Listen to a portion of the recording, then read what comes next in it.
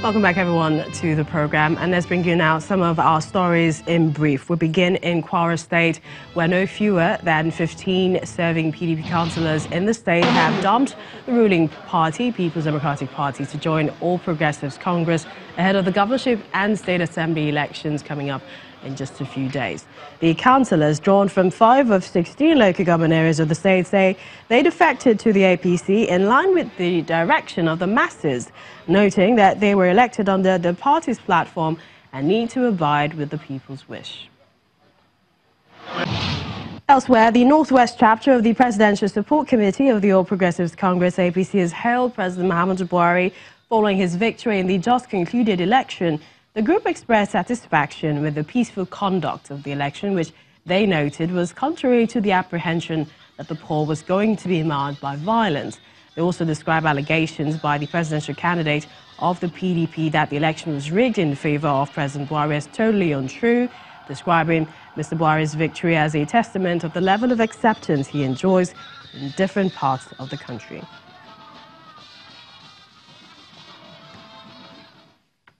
On Saturday, the 9th of March, Nigerians will go to the polls across the country to elect governors in about 29 states, as well as lawmakers into the state's houses of assembly. This will be the second phase of the 2019 elections. The election was shifted by a week after the electoral umpire discovered it couldn't meet up with logistics arrangement. But how ready is INEC for Saturday's exercise? Well, let's speak to the Director of Voter Education and Publicity at INEC, Mr. Oluwole Osazuzi. We'd like to thank you for joining us on the program and ask how ready INEC is for Saturday.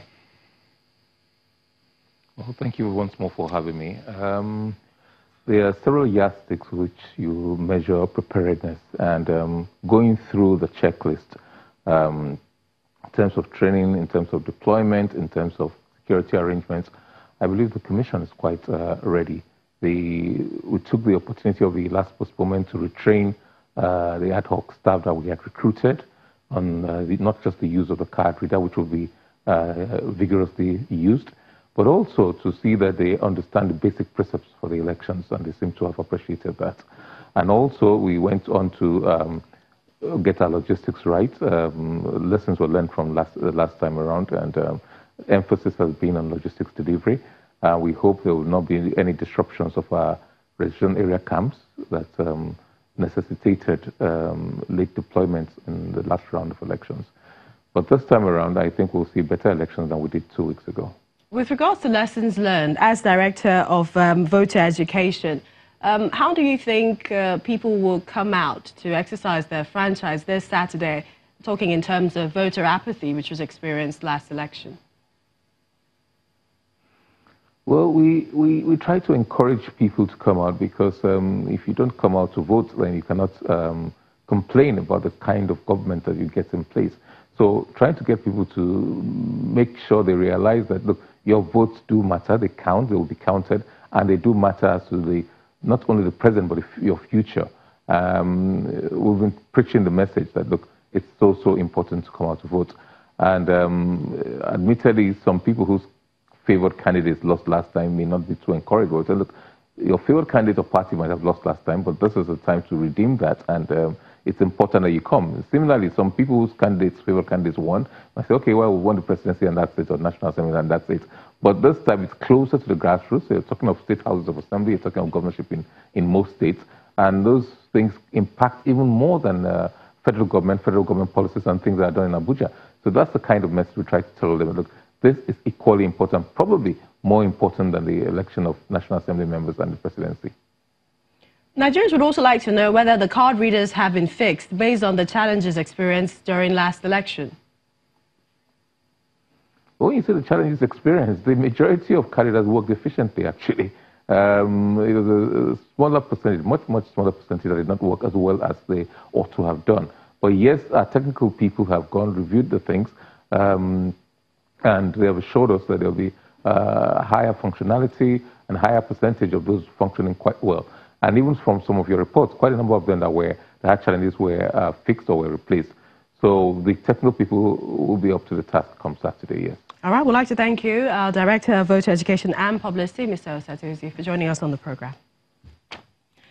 Well, the menace of vote buying has been identified as a major threat to democracy, which impacts negatively on the integrity of the electioneering process. Well, according to some political analysts, the negative effects of vote buying include increased voter apathy and also the election of unqualified individuals into public office, has been said a number of times. But despite the dangers, now vote buying continues to thrive in Nigeria's politics. Well, this next report, it takes a look at the background, the implications, as well as solutions preferred by experts. Vote buying has been described by many as a worrisome trend that's impacting negatively on the integrity of elections in Nigeria. It is an age-long practice among politicians that has continued to evolve over the years. In some instances, politicians have had to induce voters with food items or cash to beg for votes before election day. The voters register. This practice, however, took a new twist between 2011 and 2015, when politicians began to move to polling units with money bags to induce voters. Vote buying has continued to thrive, even though offenders risk 12 months imprisonment or a maximum fine of 500,000 naira under the 2010 Electoral Act as amended. Participants at this national dialogue on the dangers of vote buying in Abuja decried the non-implementation of existing laws and are advocating the need to address the reasons why the practice thrives in Nigeria. Vote buying promotes inefficiency because when people buy vote, the needs of voters will be ignored after election. The Electoral Act prescribes spending limits for every political party and donation limits. I want to advocate that we must respect laws that we have made.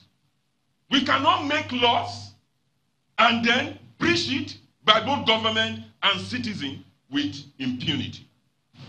Bribing of voters through the deployment of various strategies has been an ugly part and parcel of our electoral process since the advent of modern democratic system in the country. The phenomenon has continued to intensify with each electoral cycle, calling into question the extent to which the outcome of elections truly represents the expressed preferences of the electorate in affected areas. There is a consensus among participants at this conference that vote buying impacts negatively on the integrity of the ballot. Some of these effects include voter apathy, as well as the election of unqualified representatives into public offices. In order to eliminate these dangers, political watchers are recommending a stronger interagency collaboration for proper voter education, as well as implementation of existing laws that prohibit vote buying. Another reminder, the developing story just in, a federal high court sitting in Jalingo, the Taraba state capital, has disqualified the APC governorship candidate in the state, Sani Danladi, over improper declaration of aid. We'll bring you more on that story subsequently. That's it on the program. We'd like to thank you for watching Channels Television, your home for the news, and also inform you that the verdict returns on the eve of the elections, and you can join the conversation on our social media platforms. Many thanks for watching. I'm Minister Njomoka.